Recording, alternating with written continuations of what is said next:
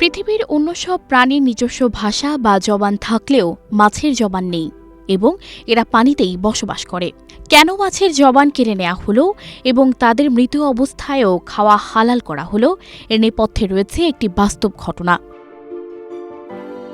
এ নিয়ে হযরত আলী রাদিয়াল্লাহু তাআলা আনহু বলেন, মাছেরও জবান ছিল এবং তারা কথা বলতে পারত, কিন্তু তারা নিজেদের ওপর জুলুম করার কারণে মহান আল্লাহ তাআলা তাদের জবান কেড়ে নিয়েছেন। বলেন, ইবলিস আদম আলাইহিস সালামকে সেজদা দিতে অস্বীকার করায় তাকে আল্লাহ তাআলা বিতাড়িত করেন এবং দুনিয়াতে পাঠিয়ে দেন। ইবলিস দুনিয়াতে আসার পর সব ধরনের প্রাণীদের কুমন্ত্রণা দিতে লাগল। সবার প্রথমে সে কুমন্ত্রণা দেয় মাছকে।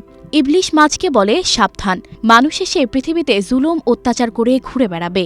ওই সময় মাছেরা জল ও স্থলে চলাচল করতে পারত এবং কথাও বলতে পারত।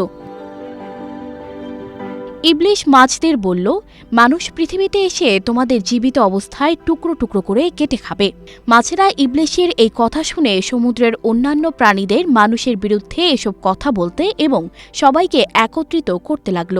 তখন মহান আল্লাহ তাআলা মাছের কথা বলার ক্ষমতা কেড়ে নেয়ার পাশাপাশি স্থলে চলাচলও বন্ধ করে দেন।